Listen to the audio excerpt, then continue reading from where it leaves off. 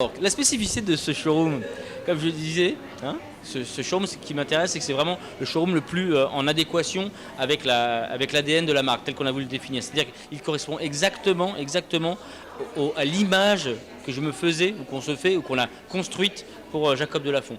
En termes esthétiques, les styles, les trois univers dont on parlera sûrement un peu plus tard sont bien représentés, hein, qui sont liés à la ville de Paris. Je trouve qu'il y a vraiment une réelle constance esthétique dans ce lieu qui porte cette image. Voilà. Et comme je le disais un petit peu avant, c'est sûrement, j'en suis même, c'est évident, vu que j'en ai vu quelques-uns, celui qui est le plus en adéquation.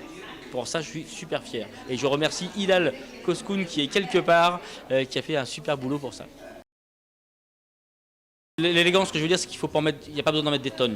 Si on a les bons, bien taillés, les bonnes choses, la bonne couleur, les bons coordonnées, c'est bien suffisant. L'irrévérence, c'est plutôt justement mettre en avant quelque chose qu'en général on cache.